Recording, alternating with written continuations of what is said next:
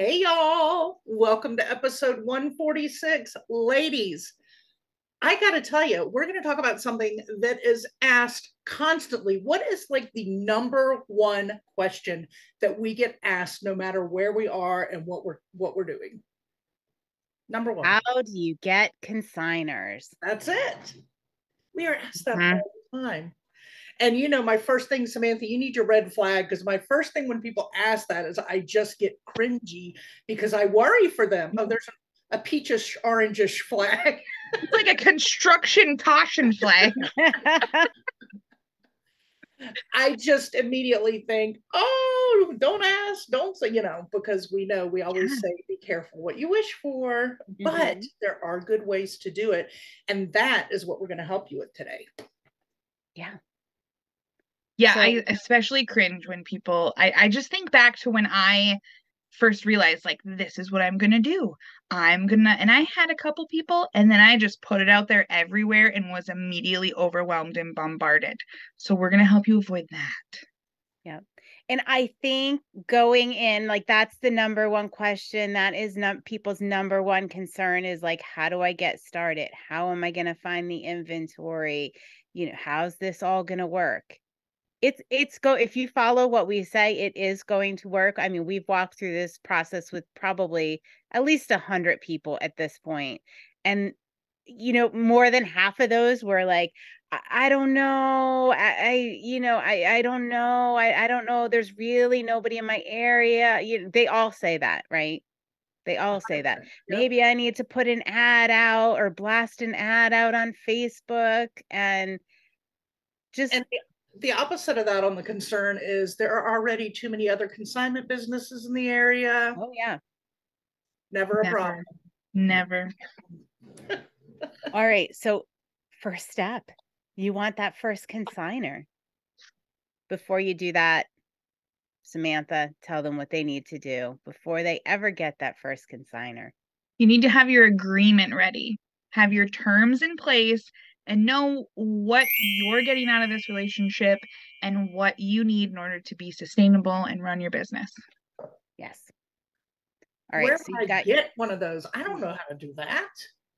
Oh, I don't know either. Good luck.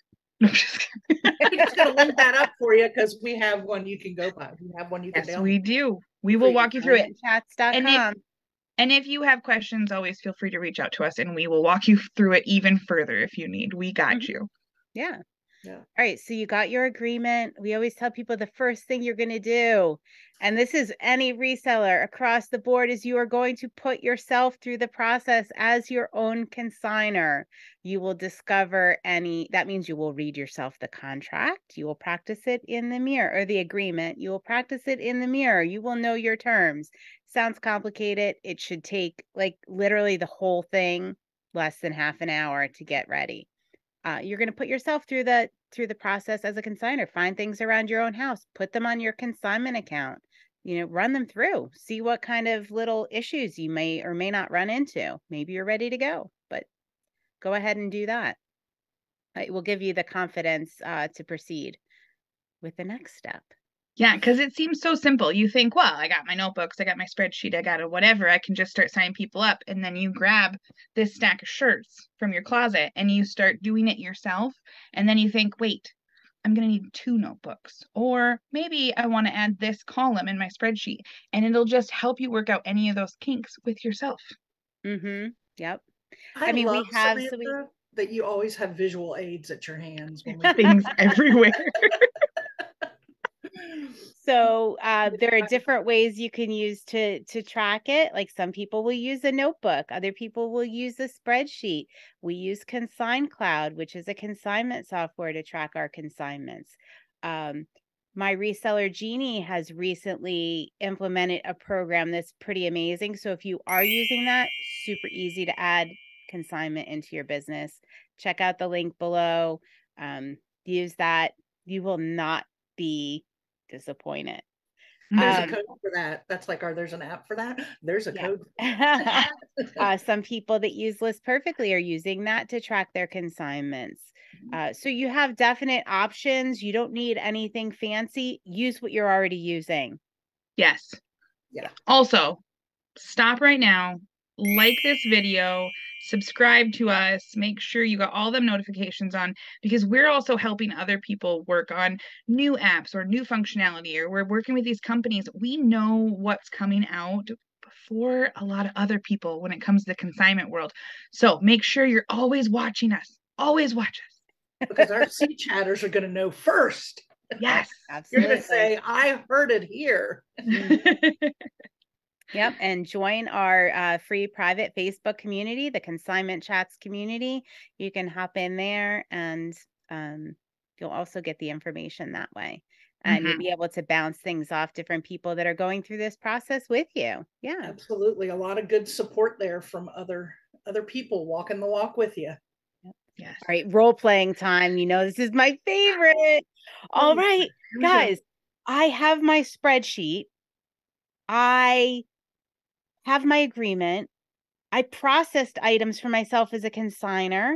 I fixed any little problems I have. I'm ready to go. I'm ready to go. Where do I find my first consigner? How do I get inventory? Right. Help. Samantha's going, chill, calm down. Calm down. You got this. Breathe.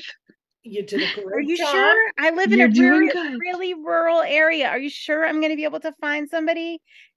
Do you have family in the area? Oh, yeah, I do. Yes. Well, I would start there. Really?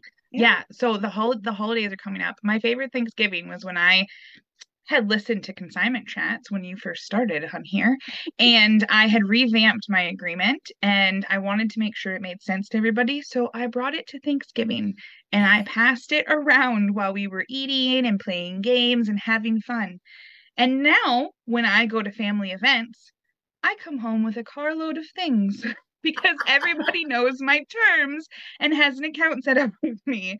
But it was the best to not only get feedback, but also for them to know what my terms are. Your family can be your best and your worst clients. Absolutely. But if you know your terms and they know your terms and everybody is in agreement that that's just how it is, you're not budging on those, you're not making exceptions or having gray areas. Yes, they can be your very best clients and you can get stuff from them anytime you see them. But it's my family. I kind of feel like I should, give them all of the profits.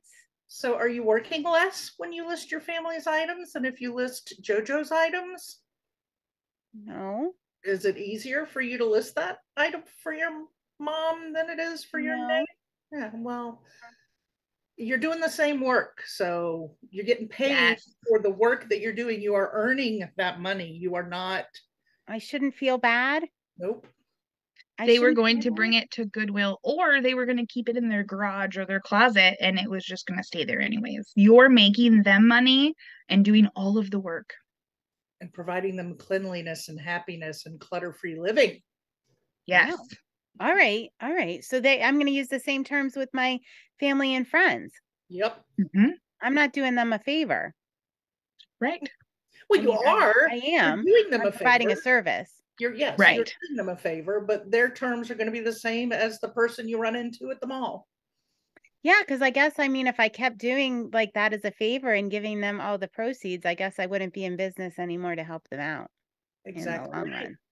Right. That's where the word sustainable comes in. You have to be able to sustain that business. And if you are turning into the giveaway everything Red Cross and giving everything away, and you're not going to be able to sustain that business. And then you got to go back to the 9 to 5 that you wanted out of. No, I don't want to go back. All right, neat.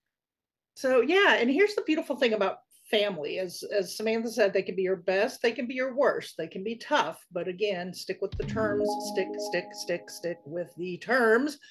But the beautiful thing is, once they know what you're doing, they become so knowledgeable and so impressed and proud of what you're doing that they're free advertisement for you. They're going to church, they're going to the office, they're going to and they're telling people, oh my gosh, you should see my garage. It's so clean now. Thank goodness my niece, Samantha, has this consignment business. And it was such a beautiful thing when she came and took all that out of my garage. I can actually park my car in it before the first snow.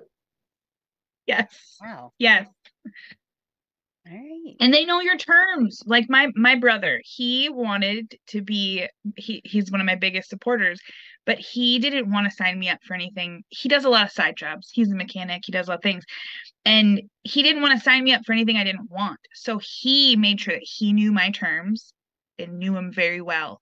So when other people ask or he talks about it, he can say, she does a 50-50 split, or she only takes, the things that'll fit in 4 boxes at a time, and he's so good at filtering the ones that actually get to me. It's amazing.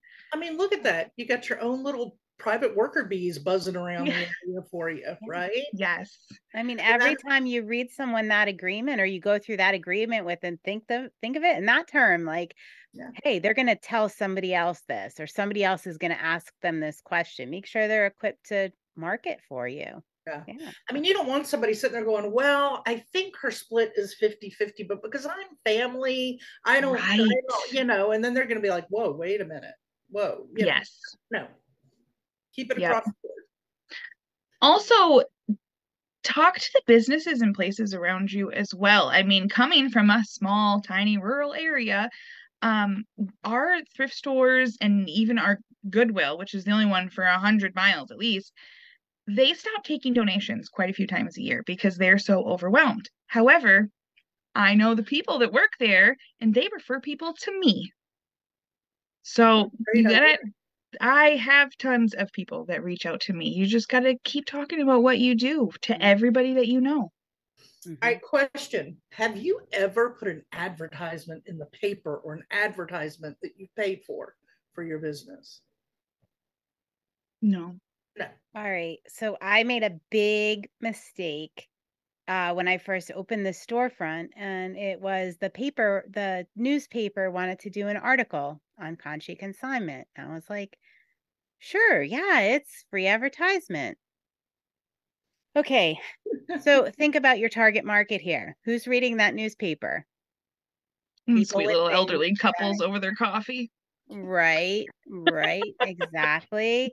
And so we were inundated with, phone calls about, it was nothing against Alfred Dunner and Sag Harbor, but the old lady polyester pants, and, people wanting to, make a buck on, stuff that really wasn't sell. So yeah, I mean, that advertisement was awful. It was brutal. Yeah, it was brutal. It was brutal. It wasn't really intentional. Like, I didn't intentionally put something out there asking for consigners, but think about where you're advertising, or what the message is.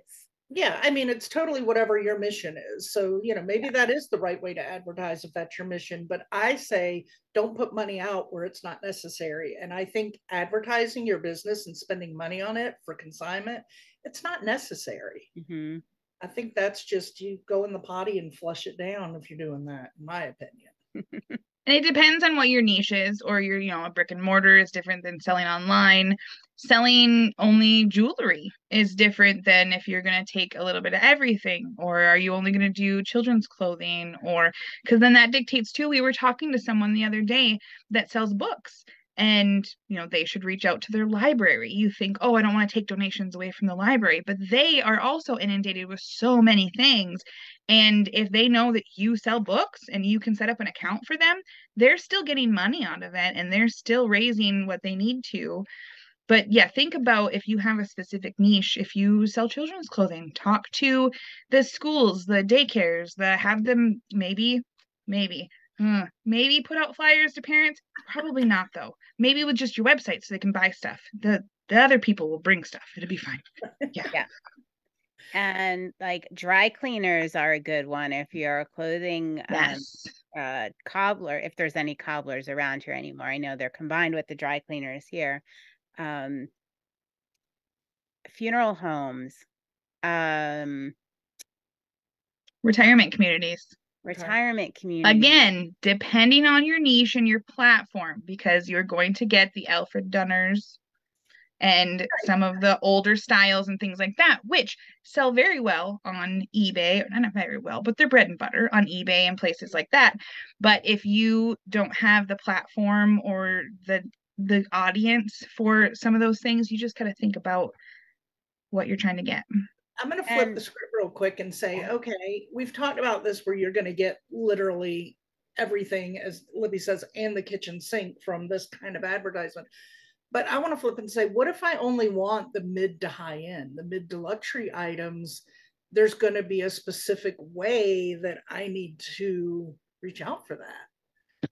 Because I decide that up front, like what your limits are, put your, put very specifically, you can always, it's easier to expand, like start very specific, and it's easier to expand. It's very difficult to take everything and then lose a category, right, Samantha, and decide you don't want to do something. Yeah, apparently people get very upset about children's clothing. Yeah. Because I'm just thinking like another way. I mean, let's just say you're established for a little bit and you really want to get more mid to luxury handbags and things. I mean, keep an eye on your local schools and things that do like the handbag bingos or those kind of things. And if you can, donate a handbag that advertises your business, because that right there, if those people are going, they're the kind of people that want those kind of items. And your donation is not only doing good for that charity, but what a great way to advertise yourself too, and put out what you do. They're going to see it in your donation and be like, oh, if they've donated this, I wonder what they have in their store. Ooh. And all right, so we're talking about how to get all these, how to get the items, how to get specific items. I think that one of the probably the most important points is to have confidence in what you are doing, because you will get demolished if you don't.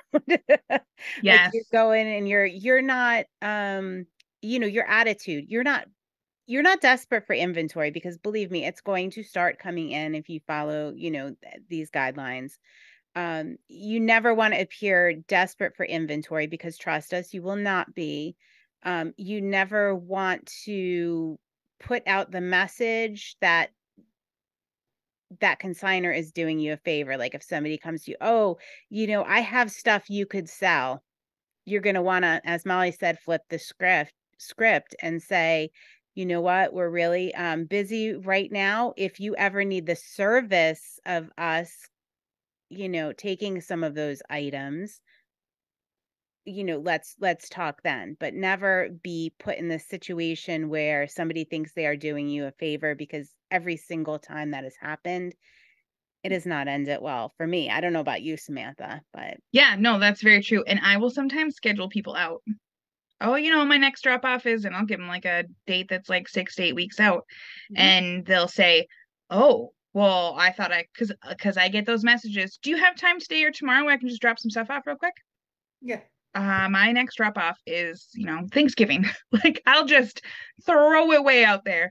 And which is true a lot of the time. Like I am stacking those up. But that will flip it and make them see that I'm busy. I have a lot of other drop-offs and a lot of other things going on. Yeah. Yeah, that's a great way to do that. We saw that in the storefront, right? Remember when we just did anybody could come in anytime, Molly? And, if somebody called and they were like, oh, I can run up, later today. Usually not good. The second we started implementing appointments and we were booked out, people respected our time a heck of a lot more and what we did. And when we limited the items they could bring, all of a sudden they respected what we were selling too, and realized, we're putting more into it. So a lot of them would put more into looking through what they brought to us, which really helped. And not always, this is not 100%, y'all. It is not. Right. But a lot of times how you present yourself, all this is part of that full confidence package. How you present yourself and your business and stand behind it strongly, they start to go, ooh, wow, okay, this is awesome. I'm in. Because you are running a legitimate business. You are a business person. You are not just out there doing people favors. Yes.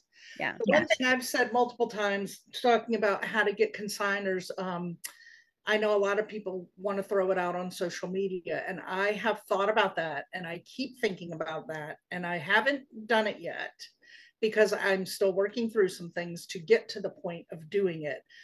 But I am, trying to be more specific, heading more towards that high-end luxury only area in my business. So I want people around me that have those items. So if I put something out on the Nextdoor app, say, or Facebook local, I am going to be extremely specific about that, because again, you're putting it out there to the everybody's in the world.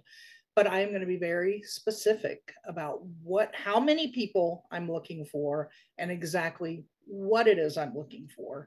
And that way it immediately, not only does it take out others, but I think for those that have it, it's like, ooh, I got to get in. And there's this sense of like, it's got to be me, So give us an example of of wording you might use. And guys, we can help you out with this totally in our Patreon group. We can walk you through. So if you're interested in very specific guidance, we can absolutely help you with that one-on-one in the Patreon group and mastermind that. So think about joining us there. Yeah. Of course, you're putting me on the spot here. Probably something like online consignment business, seeking out 5 new clients. Yes, limiting the number of clients or number of spots that you have available is very key. Go ahead. I just realized I'm not going to use the word seeking. Go ahead. Even if you are a brick and mortar and you do drop-off appointments or things like that, or you don't have appointments, you have open times, make sure that you post those times and say you're only accepting the first 5 people between 8 and 10 p.m. or things like that. Make sure that there is a sense of urgency there, or a limited area. Otherwise, they don't take it as seriously, or you're just flooded with things. And that leaves you open to saying no. Even if you only get 3 responses, but one isn't the right fit, you now have another way to say, oh, I'm sorry, my spot's filled up, but I'll let you know when I'm accepting again. We'll see if it's the right fit later on. It just gives you extra leverage. Good. Yeah. Exclusivity. You want to breed exclusivity there. Yeah. So I was thinking about that seeking term I used. That makes it sound like I'm in need, and that's not the way I want to do it. I'm going to say something more along the lines of online consignment business has 5 openings available. Yes. And then putting high-end luxury items, and listing some examples. Examples are putting some of the brands out there that I'm looking for. Did you know something I never thought I would have to add to a post like that? What? No faux or knockoffs.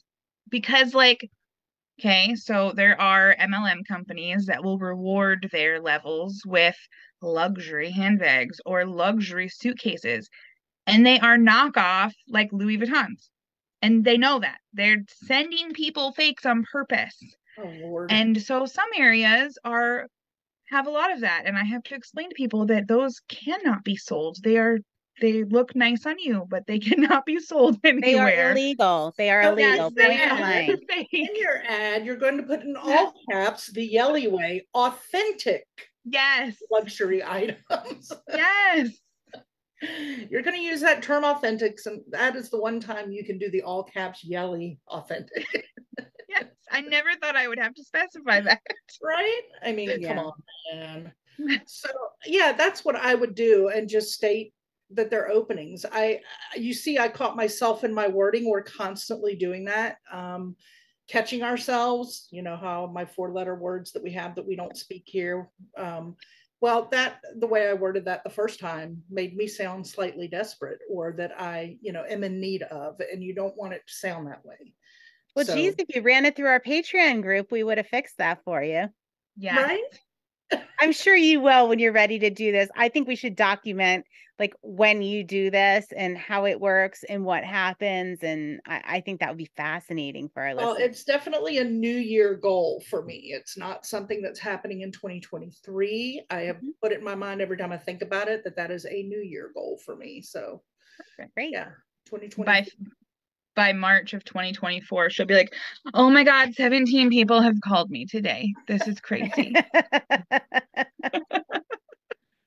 the beautiful thing about those, depending on where you post them, though, is you can go in and change them and edit them and say, 5/3 spots left or 1 spot left, and then delete it. No more left. Sorry. Oh. Yep. Yeah. And you might just get one that reaches out to you and has a ridiculous amount of stuff, and you don't need to get any more. Correct. Most of my summer, I normally thrift and garage sale and supplement my consignment, but I ended up taking an estate, and I normally say, no estates. I only do so many boxes or bags at a time. But I came up with some other terms. I will do that estate, and I will give them weekly appointments to do their 4 bags or their 4 boxes for the right stuff, which this was. And I was very busy with one consignor and then sprinkled my other ones in just a little bit all summer long. Yeah. Wow. I mean, that's a really good, like, you may only need one good consignor. And think about that. I mean, you get that one good, like I'm back to my luxury person, right? So I get that one consignor that comes and there's a bunch of Louis and Gucci and a Chanel in there. And I list those things and I sell them, and that consignor gets her payout. Trust me that she's going to be hanging out playing tennis with her girlfriends and be like, oh, let's go shopping. I just got a payout from Conchi Consignment. And, I sold all those old bags that have been sitting up, and now I can get a new bag, and let's go shopping, or let's go. And they're going to go, wait, what? What? Yes, I love the messages. I had one this morning. What's my balance? Well, here's the link, but I did check it real quick. It's $200. Oh my gosh. Oh my gosh. Okay. When can I drop more stuff off? Yes. There we go. My favorite moment in the store was, do you remember when one of our consignors, she came in and she was just adorable. And she actually jumped up and down at the register. Like when she was so like, oh gosh, I'll never forget it. It just made me so happy. Just literally jumped up and down. I'm not saying she was excited. Like, no, she literally jumped up and down. I love it, because that's the awesome thing about this is we're doing things for our families with what we're making from this, and then we're also doing stuff for other families. So my kid gets to go play travel basketball and do X, Y, and Z, but then that consignor's kid also gets to go play soccer and go on that trip and do all that, and we are helping in so many ways by just doing what we love to do. Right? It's a win-win. Yeah. So many wins. Speaking of checking your balance, it just dawned on me as we're talking about this that it's been a while. Y'all, I don't sell furniture through my part. Libby does the furniture for Conchi Consignment. My reasoning is storage, but also I live in Furniture Mecca right by High Point here, where all the furniture is. So all the furniture that I have from our redoing our house in the estates, I consigned at a local furniture consignment place. And they came and they were like, well, this is our terms and this is it. And I'm like, hey, look, I'm good. Trust me. And if you don't, I go, look, I'm in the business. I'm like your best consignor, right? Because I know the term. You just go with it.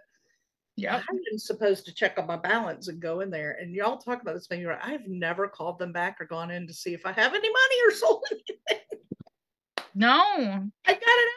I forgot all about it till we're just having this conversation. You might have store credit. Do they do store credit too? You might have store credit there. You know what? I don't know that they do. They probably do. I can't imagine they don't. I didn't read that contract in full. People stress out. They stress out about their terms, which honestly, they're not going to read half of it.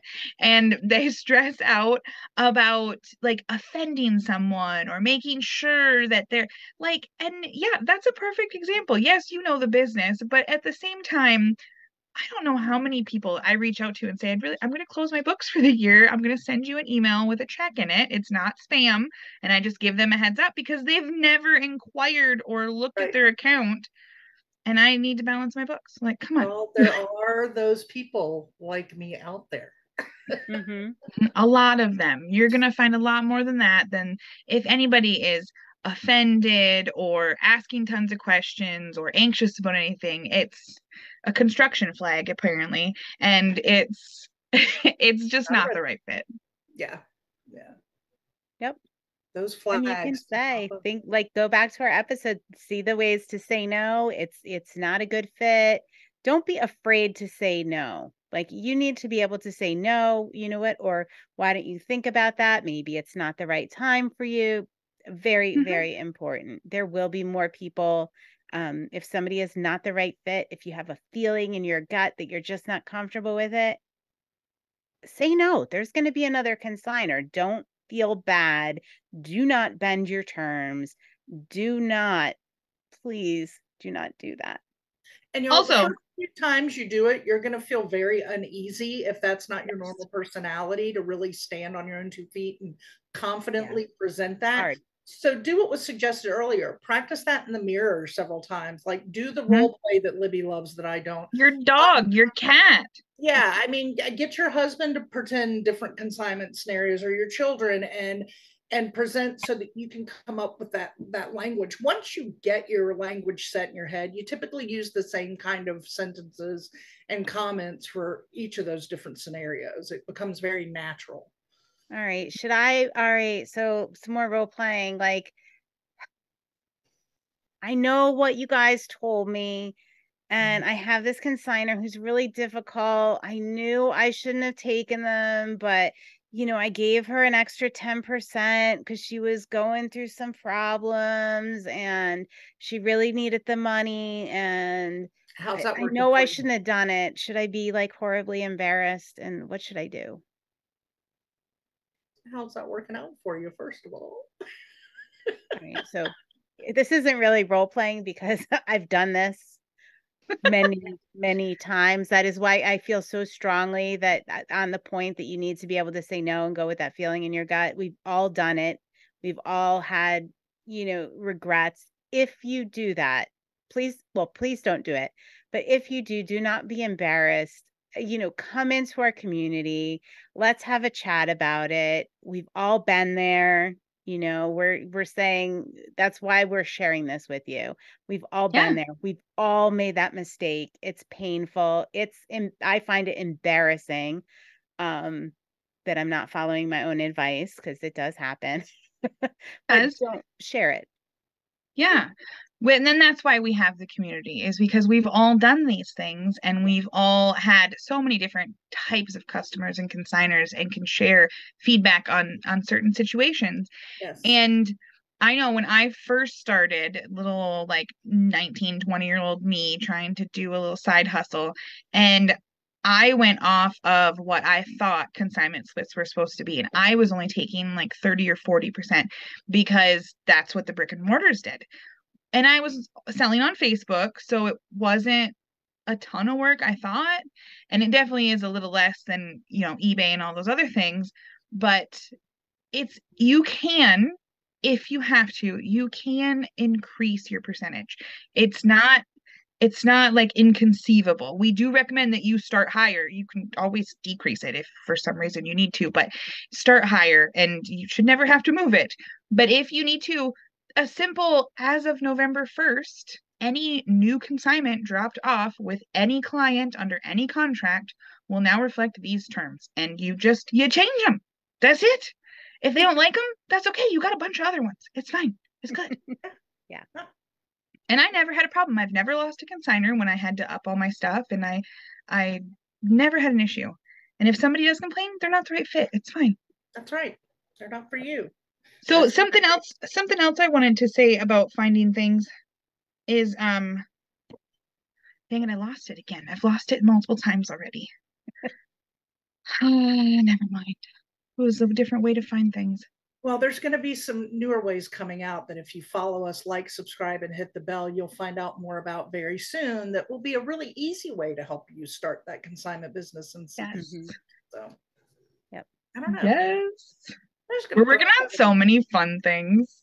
Throw that little bite out there. Maybe I shouldn't, but I did. It's okay. It's out there. Oh, that's what it was. What? Talk to other resellers. If you have, how did we forget that one? Oh, Lordy. It's like they're our favorite consigners. They just like you consigning at that shop. You know terms, they know terms. They can look up comps. The majority of them can look up comps. They understand sell-through rates. They know good things. It's all good. They also understand that markets change and stuff like that. They're different than your average soccer mom that's going to consign her clothes with you. And a reseller that really likes to just sell electronics might have some sneakers and want you to sell them, or they might have not video games. They're selling the video games. You might have electronics where you're like, oh my God, those have been sitting in my money mountain. I don't want to deal with those. You send them over to them. Yeah, right? Like it's a relationship that can just go back and forth and be fantastic. But other resellers, people love niching down, but they also love shopping. We all know the majority of resellers, borderline hoarders. Hoarders, yeah. And I see it all the time on the videos that we watch, where some of them will be out sourcing and they'll be like, ooh, these cards. And they'll be like, oh, you're a collector? No, I'm not. But I have a friend that's a reseller collector and I think he would love this. I'm going to go ahead and pick this up for him. I'm going to see him next week. Like, it's that same kind of thing. If you know other resellers and know what they do, you've got their back and they've got your back when they know what you do. And some people brought that up. Some people are super overwhelmed with reselling, but they know that they love to thrift and source things. But then they get to that listing part, and they get to the organization or the other parts. And if you present them with a, hey, how about I take all those dolls or Cabbage Patch or whatever from you, and let's start an account and let's do this. It could get to the point where that is their side gig or their hustle or whatever is sourcing for you. Yeah. Y'all, is that what y'all want me to do? Are you putting this out there because you want me to source for you guys? Because I have some items for you. Is that what y'all want? I can bring you some items. Libby actually does really want you to source for her. She just also wants you to list them and ship them as well. Yeah. So you are correct. Perfect. That is definitely a part of your title. Mm-hmm. Yes. I can't believe I forgot to bring that. At this point, I could run my business solely on my consignments from other resellers. I have no need for any other consignors. Now, I like working with some of my other consignors, so they're stank, but my business could solely be supported on my inventory from resellers. So, I can't believe I forgot to mention that. Thank you so much, Samantha. I mean, because we interact with resellers all day. That's the majority of the people that I surround myself with. If you go to soccer games and you surround yourself with soccer moms, those could be your consignors. Like, you just talk to the people that are around you. All of them. Talk to all of them. Right. The barista at Starbucks, she may have some things to sell. Talk to her. She might have some of those collectible Starbucks cups that sell for some. Maybe. Speaking of Starbucks, y'all, that's what I'm cheering with today is a Starbucks cup. So, guys, I hope we gave you a lot of great information. There's always more that comes to our brain in the end because that's just how our brains work. So, again, jump in the community. If you've got more questions about it, pop them in there. They're always not just us, but other amazing people to help answer those. We have really worked hard to build a community that is non-competitive, supportive, bring you up kind of community who, when you make that mistake, like Libby was talking about, won't bring you down. They'll lift you up. Yes. They'll surround you with, oh, we did that. Yeah. You're not alone. You're not alone. Here's how I handled it. Here's what I did it. Yeah, it's good. Yeah. All right, ladies, until next time, I gotta say, cheers. Cup of what the heck is that, Samantha? It's random receipts, some of my business cards, and when I part out games, I just throw all the dice in here until I get a cool little mixture of it. Hey, she's ready for Boss Reseller Remix, y'all. The only cup I had near me. Thanks for joining Libby, Molly, and Samantha, the ladies of Consignment Chats, as we build a resourceful community of collaborative resellers. Find all the ways to connect with us on consignmentchats.com. Episodes are available on YouTube and anywhere you get your podcasts. In addition, join our free private Facebook community.